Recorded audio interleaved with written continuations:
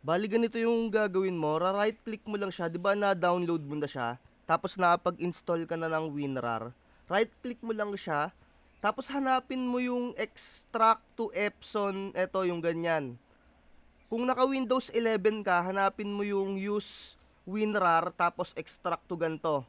Basta makikita mo yung logo ng WinRAR.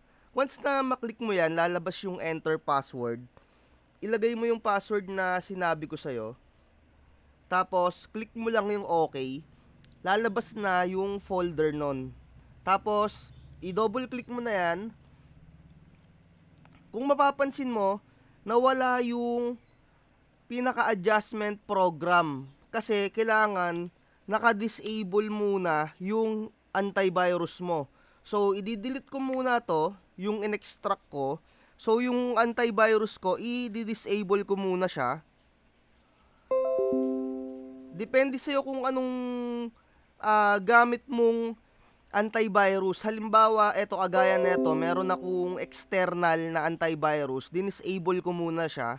Pero kung wala kang ganyan, so halimbawa ang antivirus mo yung Windows Defender lang, so eto yung Windows Defender, kailangan mo tong i-turn off.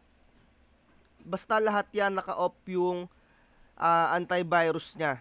So, once na ma-disable mo yung antivirus niya, extract mo na ulit siya. Enter mo ulit yung password na binigay ko sa'yo. Tapos, double click mo ulit para ma-open. Lalabas na yung adjustment program.exe. Pag lumabas na to, right click mo yan. Tapos, run as admin. Lalabas na tong pinaka-resetter niya. Tapos, click mo lang yung select. Dito sa model, piliin mo lang yung printer na i-reset mo. So, ako, meron akong ditong 5290. Ayan yung i-reset ko. Click mo lang yung OK. Dito, yung support, automatic selection mo lang yan. So, kung 3210 yung i-reset mo, ito yung piliin mo. Tapos, auto mo lang yan. So, ako nga, 5290. Click ko lang yung OK. Tapos, dito lang sa particular adjustment, hanapin mo lang dyan yung waste ink pad counter. Click mo lang yung OK. Check mo lang to lahat. Tapos, pindutin mo na kagad tong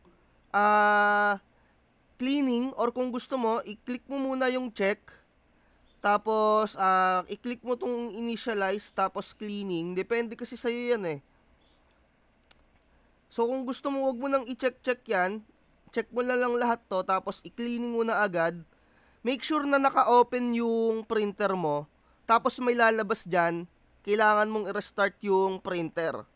Once na ma-restart mo yung printer, antay ka lang ng 5 seconds, tapos buhayin mo na ulit yung printer mo. Tapos click mo na yung finish, okay na yon.